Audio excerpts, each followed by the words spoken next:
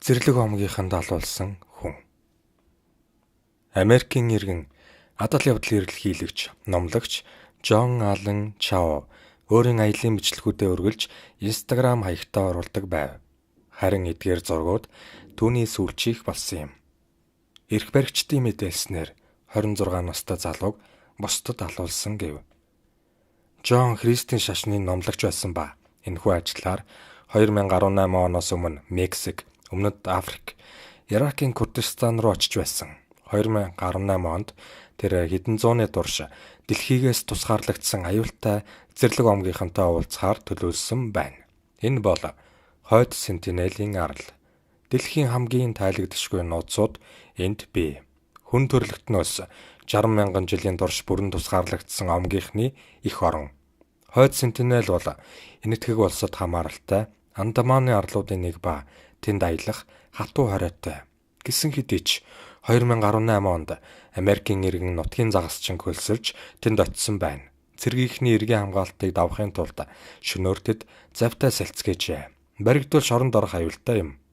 Жон Аллен Чао энэ аялалд хэдэн жилийн турш бэлдэж арлын оршин суугчид буюу сентинелчүүдийн талаарх цөөхөн мэдээ тайланг наривчлан судалсан гэдэг. Хинч тэдний хил, жинкэн дээр гарал үүслийг мэдэхгүй ч тэд гадныханд тунч таагүй ханддгийг л бүгд мэддэг билээ. Тэд нэгээс ч олон удаа гадны хүмүүс рүү дайрч амийг нь хөнөөж байв. Энэ бүхнийг Жон үл тоомсорлож омгийнхантай холбоо тогтоохыг оролджээ.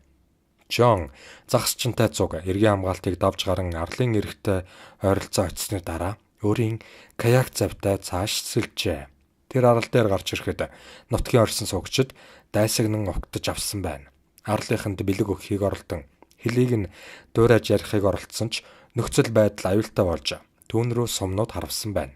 Гэсэн ч тэр айлгүйгээр завь руугаа буцаж хэдий аюултай боловч дараагийн өдөр нь дахиж оролдохоор шийдсэн байна. Харамсалтай нь аюул ирсэн юм. Орон нутгийн эрх баригчдын өгсөн мэдээллээр 26 настай эрэгтэй ном сумны дайралтаас олж хатуу хамгаалт бүхий нууцлах газарт амиа алдсан гэжээ. Урилгагүй жуулчин амьдралын сүүлчийн хормуудаа хэрхэн өнгөрөөсөн бол яагаад энэ омгийнханд тэгтлээ татагдах болов? Тэр ямар алдаа гаргаснаас амиа өгөв? Хойд Сентинелийн арал ердөө 72 квадрат километр газар нутагтай. Бусад Андаманы арлуудыг бодвол хит жижиг байсан тул Европын колоничлогчдын анхаарлыг татсангүй. 19-р зуунд энэтхэг дэх Британийн колоничлогч захиргаа хойд Сентинелээс хэдхэн километрийн зайтай Андаманы том арал дээр шоронгийн колони байгуулж байв. Нутгийн уугуул иргэдэд дархлаа байхгүй байсан тул төрөл бүрийн өвчнөөр нас барж эхлэв. Тохиолдлоор хойд Сентинелийн ард иргэд өртсөнгүй. Тэдний тухай мэдэгдэх зүйл том баг. Тэдний бараан арьс жижиг биетэйг бодолцож үзвэл 60 мянган жилийн өмнө Африк твээс нүүдлэн ирсэн байх магадaltaй. Дэлхийгээс тусгаарлагдсанаас болж тэд балар эртний маягаар амьдарцгаадаг. Тэд бодон агнаж, ном сумаар загасчилдаг ба тодорхойгүй их сурвалжийн мэдээлснээр хүний мах чиддэг байх магадaltaй юм. 13 дугаар зуунд Венецийн алдартай аялагч Марко Поло тэднийг барьсан хүмүүсээ бүгдийг идчих магадгүй зэрлэг догшин авиртай хүмүүс гэж тодорхойлсон байна. Тэдний каннибалууд мөн эсэх талаар баталгаа одоо хэр олдоогүй ч бусдыг алхаас боцдоггүй нь тодорхой юм. 2006 онд хоёр загасчин хулгайгаар хойд Сентинелийн орчимд загасчилж яваад эрэг дээр нь буусан байна. Өөр нэгэн загасчныг гэрчилснээр бол Сентинелчүүд хоёр загасчинг гар аргаар хийсэн сүхээр хөнөөж эрэг дээр болсон гэв. Цогцснуудыг эргээс авах гэхэд Сентинелчүүд ихээхэн уурлаж дайрцгааж байв. Тиймээс загасчдыг тэнд нь үлдээсэн байна.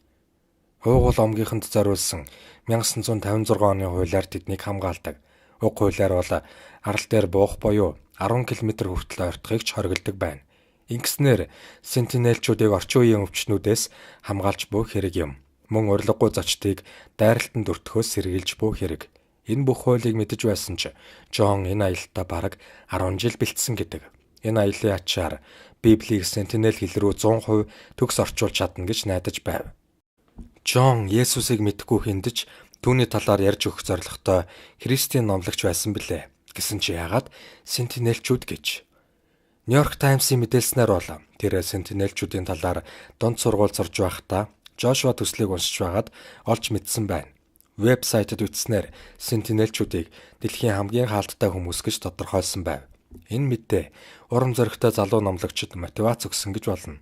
Мөн түүний бодлоор хойд сентинелийн арал нь сатанч төрийн дэлхийд дээрх хамгийн сүүлчийн бэхлэлт байж магадгүй гэж үзсэн байна. Тэр аялалдаа бэлдэж анхан шатны тусламжийн сургалт авч хол замд явганаар аялж хатуучин сүүлчийн аяллаасаа 3 жилийн өмнөөс Андаманы арлууд руу 4 удаа судалгааны аялал хийж байв.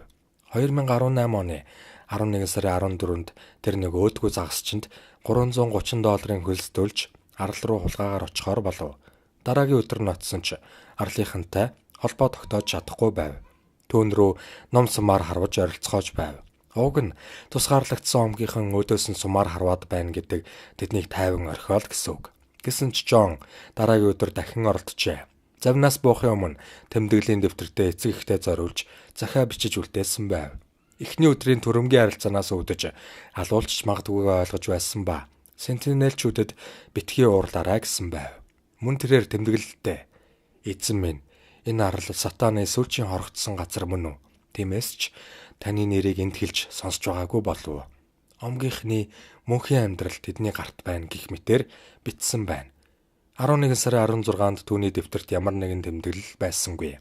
11 сарын 17 оны шөнө загасчин түүнийг шалгахаар очтол сентинелчүүд Жоны цогцсыг далайн эрэг дээр чирэн явж байснаа нүхэнд болохыг харсан байна. Түүний үхлийн дараа загасчин шоронд хоригдож эрх баригчид омгийнхны хүн амны хэрэгт буруутгах хэсгийг авч үзэхээр болсон байна. Гэсэн ч одоо хүртэл хэн нэгэн ялц юм хүлээсэнгүй. Түүний цогцсыг ч авч чадаагүй юм.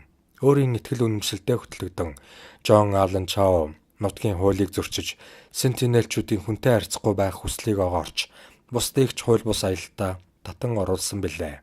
Мөн орчин үеийн өвчнөө эсрэг дархлаагүй омгийнхныг ч аюултай эрсдэлд оруулсан юм. Жоны үхлийн дараа загасчин нийслэл рүү буцаж очиж түүний найз номлогчид тэмдэглэлийн дэвтрийг нь өгсөн байна. Найз нь Америк руу гэр бүл рүү нь холбоо орж тэднэр нь хуулийн байгууллагад хандсанаар Жон Аллен Чаогийн азгүй төгсгөлийг дэлхийн нийт мэддэг болсон билээ.